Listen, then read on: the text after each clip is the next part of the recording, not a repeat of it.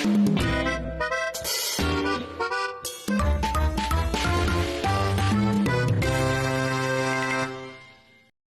Assalamualaikum.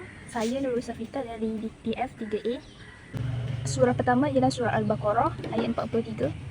A'udzubillahi minasyaitonirrajim. Bismillahirrahmanirrahim. Wa aqimus salata wa atuz zakat warka'u ma'ar raki'in.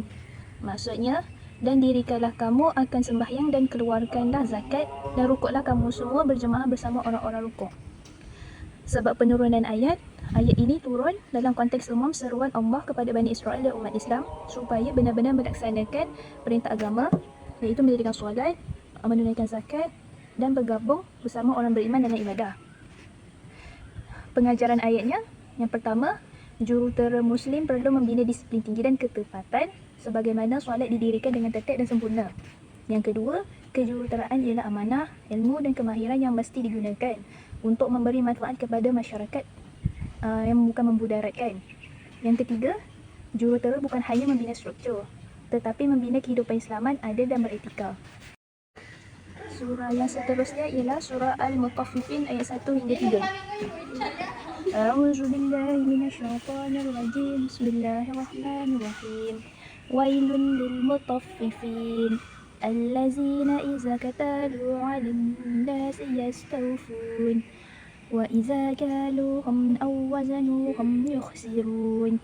Maksudnya, kecelakaan besar bagi orang-orang curang dalam timbangan dan sukatan, iaitu mereka yang apabila menerima sukatan gantang cupak dari orang lain, mereka mengambilnya dengan cukup, dan sebaliknya apabila mereka menyukat atau menimbang untuk orang lain, mereka kurangi. Sebab penurunan ayat ini diturunkan kerana ramai peniaga di Madinah curang dengan timbangan dan sukatan. Mereka minta dilebihkan bila membeli tetapi mengurangkan bila menjual. Allah menurunkan ayat ini sebagai teguran keras dan amaran supaya berlaku jujur dan adil dalam muamalah. Pengajaran ayat yang pertama, amanah dan integriti profesional mengelakkan pemalsuan data, menipu spesifikasi atau menurunkan kualiti bahan. Semua pengiraan reka bentuk dan laporan mesti jujur dan tepat. Yang kedua, menekankan kepentingan timbangan dan ukuran yang betul. Dalam kejuruteraan, kesilapan kecil dalam ukuran, beban atau bahan boleh menyebabkan kegagalan struktur dan membahayakan nyawa. Yang ketiga, jurutera mesti adil kepada klien, majikan dan pengguna.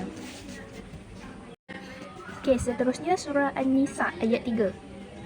A'udzubillahi minasyaitonirrajim. Bismillahirrahmanirrahim. Wa in khiftum alla tuqsitu fil yatama fankihu ma taba lakum minan nisa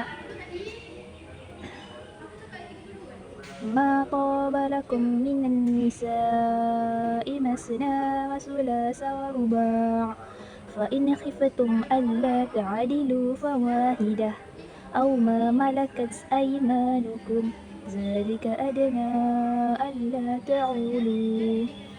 Maksudnya, dan jika kamu takut tidak berlaku adil terhadap perempuan-perempuan yatim apabila kamu berkahwin dengan mereka, maka berkahwinlah dengan sesiapa yang kamu berkenan dari perempuan-perempuan lain, 2, 3 atau 4. Kemudian, jika kamu bimbang tidak akan berlaku adil di antara isteri-isteri kamu, maka berkahwinlah dengan seorang sahaja atau pakailah hamba-hamba perempuan yang kamu miliki. Yang demikian itu adalah lebih dekat untuk mencegah supaya kamu tidak melakukan kezaliman. Okey, seterusnya sebab penurunan ayat.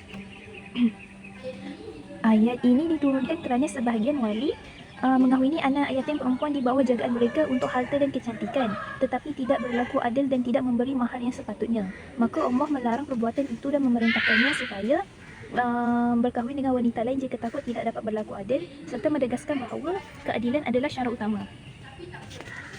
Seterusnya pengajaran ayat yang pertama, jurutera yang beretika menerima tugasan yang dia mampu laksanakan dengan selamat dan berkualiti. Yang kedua, setiap lukisan plan, kiraan struktur dan spesifikasi adalah tanggungjawab moral di sisi Allah. Yang ketiga, jurutera yang baik ialah jurutera yang berdisiplin, realistik dan berprinsip. Seterusnya adalah surah Al-Isra ayat 32.